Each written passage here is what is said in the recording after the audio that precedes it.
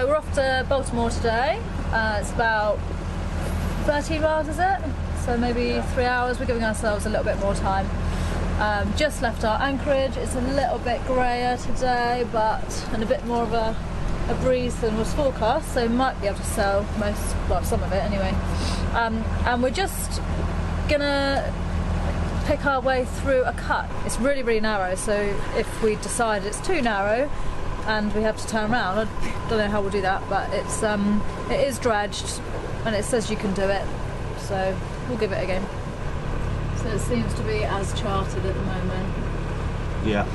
Yesterday we read something fairly horrific in our book, that if you anchor in Baltimore Harbour, the mud there is pretty thick and it's like built up from years and years and years of like industrial waste and stuff, like just runoff, you know, and it's really, really like laden with chemicals, and if you anchor with rope, it said it could actually like dissolve your road, so it says to use chain. I mean, that's gross. How anything can actually survive in those waters, I don't know. What's the depth showing like then? 2.2. Okay.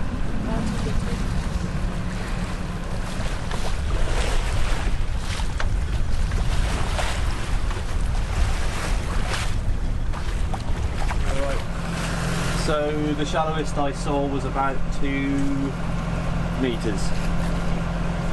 Cool. So at low tide I don't think we would have got through. Yeah, we're about half low tide now. Yeah.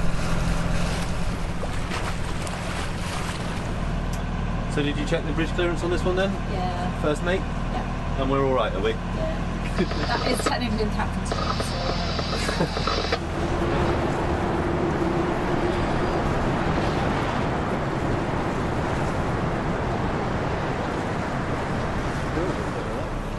So much footage of us going under bridges. I know, it's really boring. Yeah. But one day the one we won't film will be the one we hit. Yeah.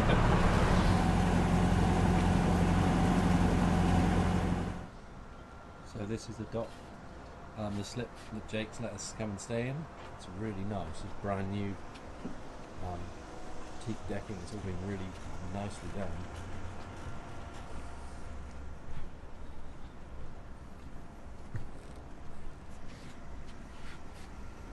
Yes.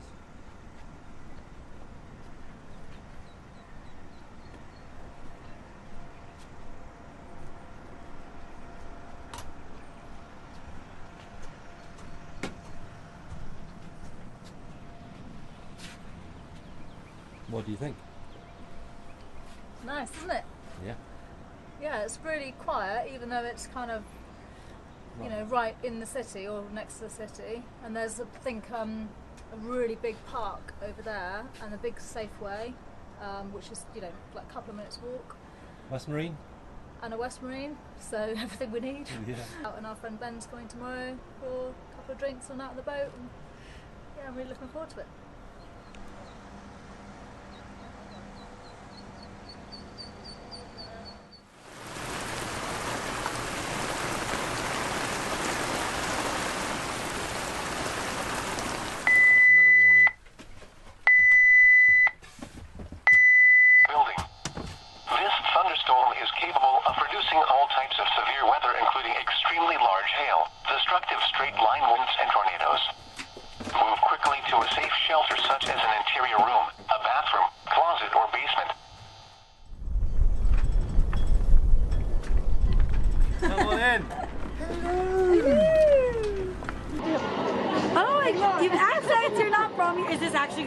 It might be. Okay. What's your name?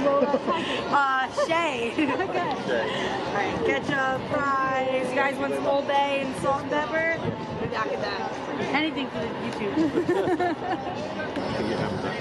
That is the way to eat crab, hey? You've got your mallets at the ready?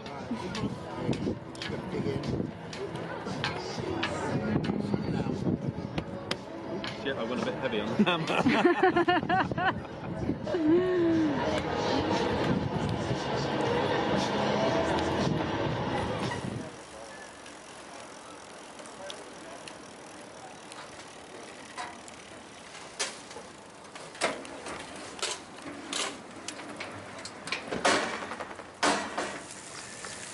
where are we going today then?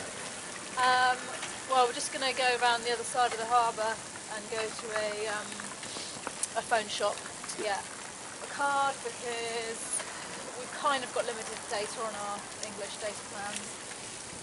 So it'd be good to have something that has a bit more, and then we can use it to phone all the coast guards, because every time we go to a new state, I suppose, we have to phone it in to the is it coast guards or customs? Well, CBP, so their border protection agency.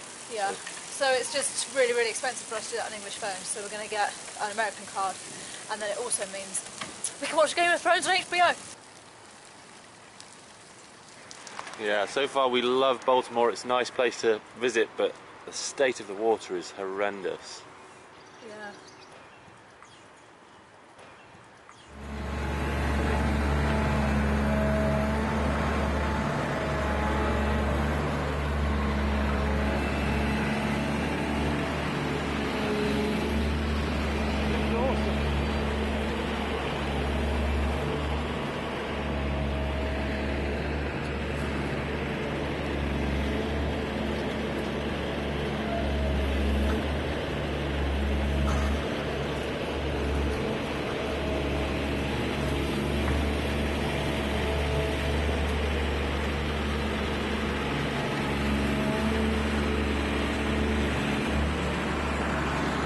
This thing here is like a garbage gobbler, and it funnels in with these arm things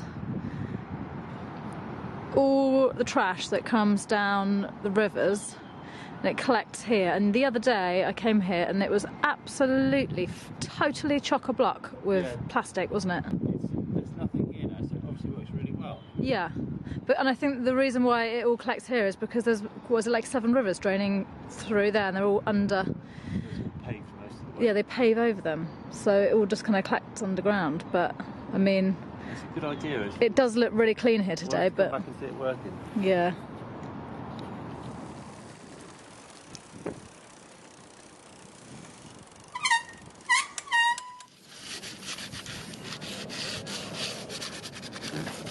So just getting a few little jobs done today. Going to repaint this cabin roof. We've got the old solar panels are crapped out completely, so we've got 2 new ones. They've been sat inside for ages. They go on either side of the boom there. Yeah, so we're going to have 2 new ones on there. But they just, what do those ones do? They're just for the starter batteries? Yeah, they just keep the starter batteries tip-top. Saves charging them. Indeed. If you just tuned in, you're listening to Greening the Apocalypse on 3RRR. Our guest this evening from Portugal is Raftasas Ferguson. He's an agroecologist. He also skirts the boards between agroecology and permaculture. We've got a very big question for you, Raf. We presumably wouldn't have arrived at a population globally of 7 billion and rising if it wasn't for industrial agriculture, which has come to include very large pieces of machinery and hybrid seeds and chemicals and masses of energy input. The conventional wisdom would say that we can't go back to low input organic agriculture without billions of people starving.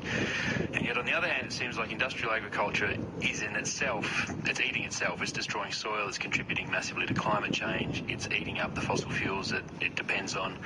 And so at some stage it has to crash. And it seems to be a dilemma between billions starving now or even more billions starving later.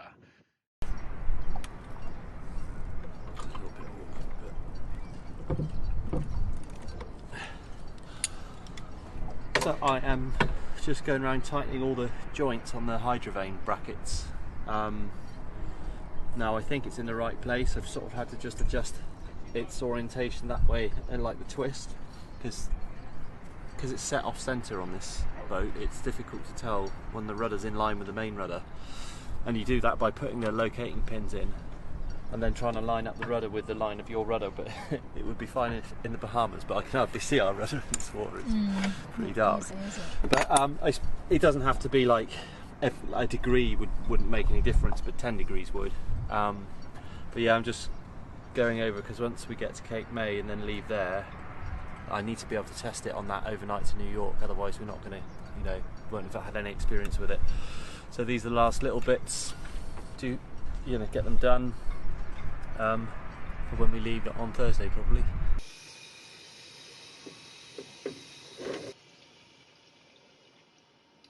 So it's May 2nd, Thursday I believe. It's quite early, it's like before 7 in the morning, at 6:30 or something.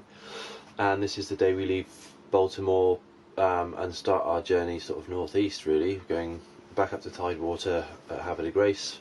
Going to say goodbye to Jake and Jamie and say thank you for lending us their slip here in Baltimore for a week. It's been great, it's been nice to be in the heart of the city, it's a nice marina, it's been a good stay. We've not done so much sightseeing, which we would have liked to. Again, we've just been doing a lot of jobs. But it's a foggy day today, windless, so it looks like we'll be motoring. I've just fired up the old radar. Yeah, I'm getting ready to go.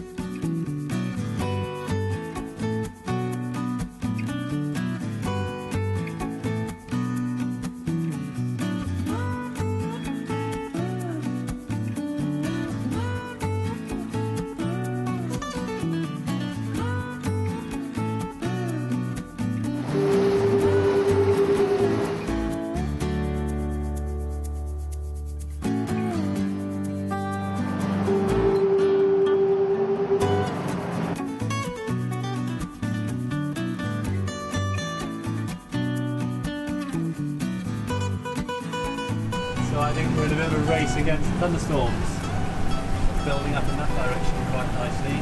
Just heard on the radio, could well have like gusts up to 60 miles an hour. No more sunshine then? Yeah, no more sunbathing for you. Hi there, Jeff. Is it too late to come alongside for fuel? No, come on in. Okay, yeah, we'll be with you in about 5 minutes. No problem. I'll dock in up there to meet you. We'll reverse.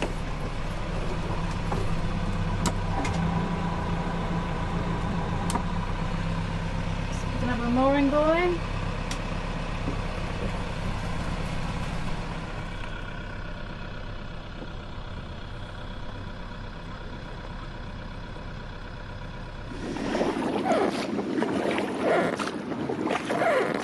Hello. Yoo-hoo! Hello. Oh, mine was just woken up. Look at that. So just said goodbye to our friends Jake and Jamie and baby Arlo over at the yard.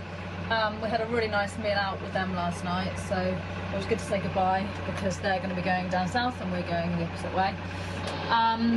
So today we are going to go through the Indian Canal and then we're going to anchor sort of on the other side behind Reedy Island. So it should take us about 8 hours, do you think, Ben? Yeah, I think so. But I mean, there's no wind and we've got a bit of current against us, so it's going to be a fairly slow journey. Really. I think it's current against us until like 4, and then we should, and then it should turn in our favour. So it's one of those half and half games. Yeah, and it's just coming up to midday, so we'll be anchoring hopefully just before it gets dark.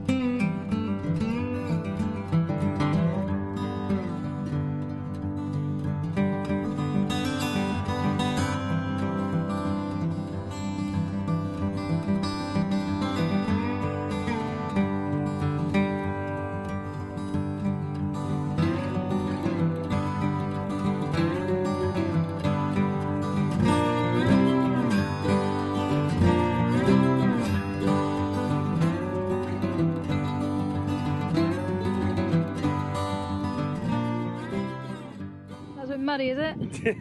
Yeah. The muddy, mucky Delaware. Well, it sat nicely in the end. Yeah, I think it just got hooked up on itself, like the D-shackle went like through, so it was pulling the eye on the sideways, so the thing was dragging along sideways. Yeah. It's just mud bottoms. So just anchored between the sort of mainland, and over here is a little island called Reedy Island, which is covered in reeds.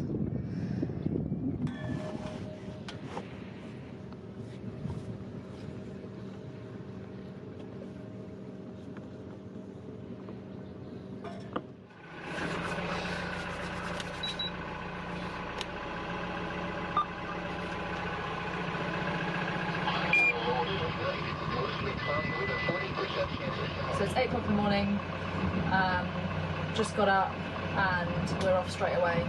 We are going to be heading down to Cape May today. It is quite grey and foggy, so that might make navigating with the big boys out in the bay there a bit more interesting, but we'll stay just outside the channel. Ben's just getting the anchor up.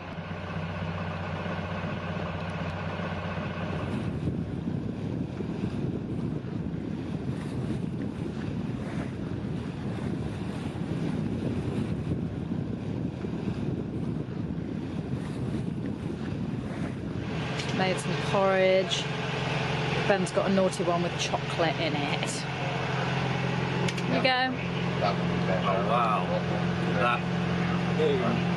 Cool. So the radar, which has been working so reliably all these years, has finally decided today of all days, when we're going down to Delaware with lots of traffic and there's reduced visibility, that it's not going to work. And I think I know why it is. I think the drive belt's broken to the array, so the array's not turning, and I think that's why you end up with this ring. Anyway, we're not going to be able to use it today, and it's super murky. So, Ben's up at his favourite place, fixing the radar.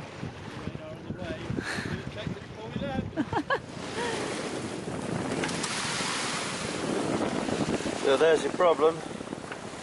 The drive belt's come off. The thing's just spinning round. Okay.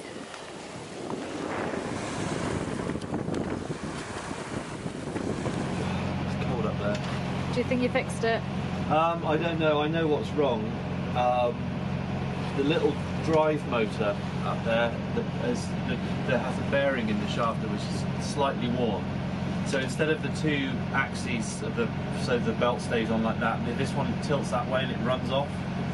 So I've already spaced this bracket up to kick it back a bit, but really it needs a tiny little bush machined up, which I might be able to get done somewhere. But otherwise I can just space it up more to make them parallel again, and it'll keep running for a bit. But Yeah. it's old.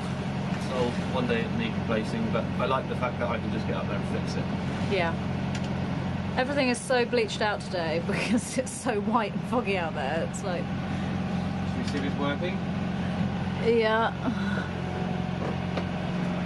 Yes. Phew! Well done! Yeah, cool. Oh. We want to run between them and the fog.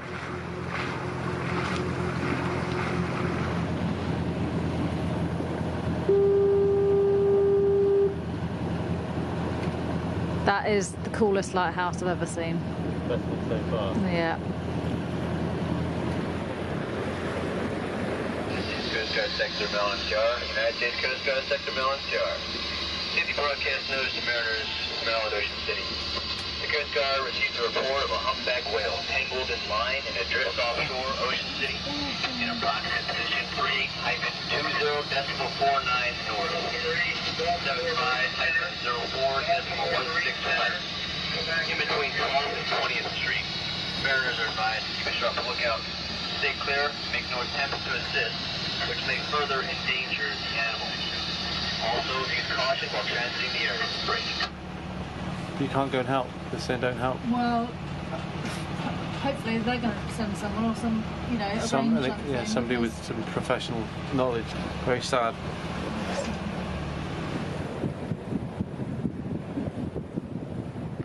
We're just scooting around the end of Cape May, just off the beach in the shallows. Yeah, it's got ridges. It's like ridges of sand. And sandbars and stuff. Up and down a lot. Oh shit, 2.8. I'm gonna go that way.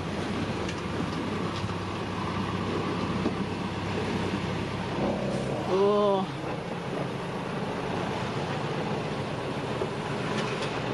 Whoa. You hit the bottom then. So the radar's crapped out again, and I've just seen that boat like just loom out the mist, and they sort of came at us and swerved at the last minute, but no boats out here have any AIS.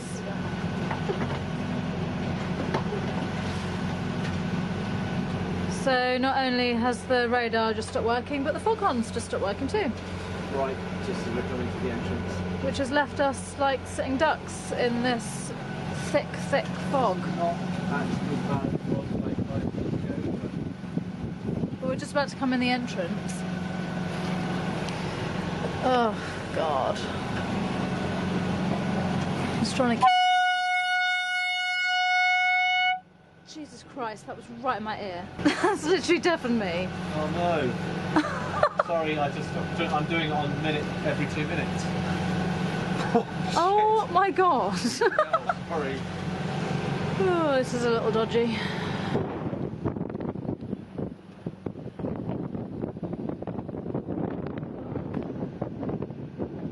Very big lumps on the bottom. It's huge, either rocks or I don't know what. Oh my God. Yeah. Let's hope no one else is out in this, because we can't see them.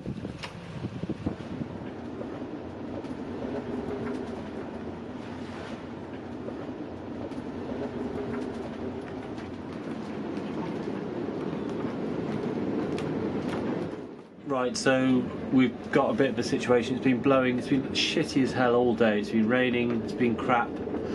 We were fine, we were in a great big anchorage, loads of space around us, and then at about, 4 o'clock this afternoon, this guy in a motorboat next to us, blue motorboat, decided he's going to anchor right next to us. And then the wind's picked up more and more, and now we've got sort of 30 knots gusting more. We dragged a little bit, and then I've put out more chain to stop us dragging, but we are now backed into the shallows, so we've actually got 3 metres under the back of the keel, and we're right on the crest of a very high tide, and it will go down by, what do we look at then, just like 1.75. yeah, I think it's about 1.7 metres, so we're going to touch the bottom tonight unless we move. But don't want to re-anchor in this. I mean, in the dark, you know, it's all right, but when it's blowing this hard, it's just a nightmare. So yeah, I'd rather touch the bottom than even trying to pull the anchor up, to be honest, in this wind is going to be really, really tough. Yeah. Yeah, and the fish finder thing we've got shows us to be a very soft, fluffy mud bottom. So it's about an hour later now, maybe an hour and a half, and the motorboat has moved over to our starboard side, and it looks like he's about to drop his anchor right on our anchor. So the motorboat has seemed to have gone off way down to our right hand side, so that's good. Got a bit hairy there for a minute, didn't it? Yeah, so with the torch just trying to light up our chain to show, like, because there's no way he can see where it's hanging. But he was hovering right over it, and then we saw someone go up the foredeck, and I thought, oh, he's just going to drop his anchor, and then our worry was that he would then hook ours out, and both of us would be tangled up, and in this wind it's blowing over 30 solid, and gusting 40, so yeah. We'd end up, like, we've got, what, 4 boat lengths, and we'd be on the breakwater there. So, yeah, I'm glad he's moved on and found somewhere else. We're holding. I don't know how we're holding, but we're holding, but it's one of those nights, isn't it? Yeah. So this is the beginning of our passage to New York. We're just coming out the channel at Cape May. It's a bit of swell working its way at the moment, but it's because it's been blowing so hard last night, I suppose, and it's been channeled in here, isn't it? Yeah, I think it will calm down as we go on, like the longer we keep going and less we get. Yeah. So we're expecting to have to motor quite a lot of this trip. We'll probably be able to sail maybe like tomorrow lunchtime, tomorrow afternoon. Yeah, hopefully we'll get a good 6 hours, 8 hours at the end of the trip. Yeah, but if we don't go now, then the winds go north on Tuesday sort of evening and blow quite hard for a little while, so we'd end up being stuck. So it's a shame we didn't get to go ashore here, but you know, would have been a very wet dinghy ride. Yeah.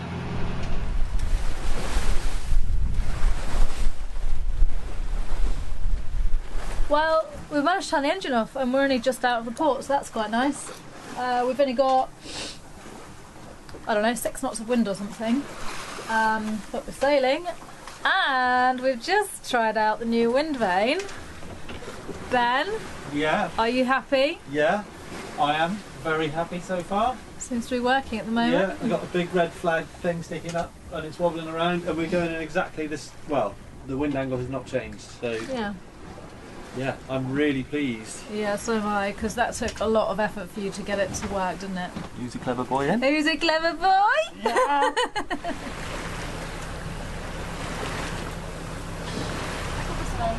So how are you feeling a bit better?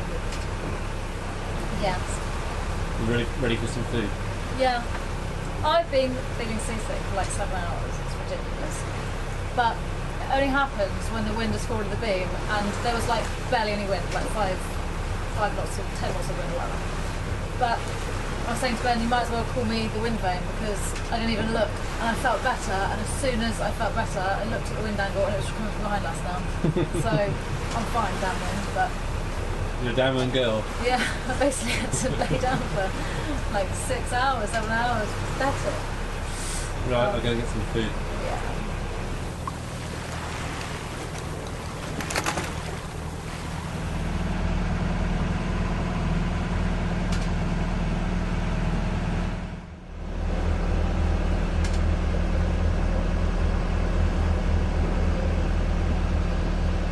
Morning. Did you sleep well? Yeah, I did actually. Good. You sleep well with the engines running, don't you? I do. I'm like a baby. I like the white noise. Putting coffee on? Mocha. Coffee? Mocha. Oh, coffee! As in, I want a coffee! Oh, you want one?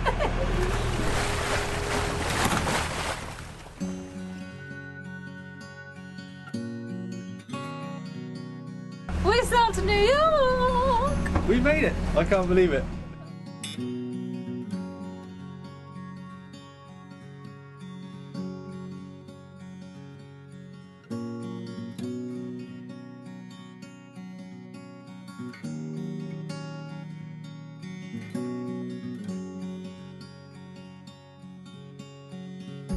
It's so exciting! So cool! So this is like a bit of a dream come true for me. I've thought about this moment for quite a long time. Been a long way, so sailed a lot of miles, and I remember watching YouTube videos of Drake Roberts coming up here and anchoring in the Hudson and at the 79th Street boat base where we're going, and thinking, you know, one day that'll be so cool to do it, and it's unbelievable. It's really hard. I keep checking myself to go, we're actually here, we've done it, we've sailed to New York. Such an iconic place, so busy, so much going on, and yeah, I can't quite believe we're really here.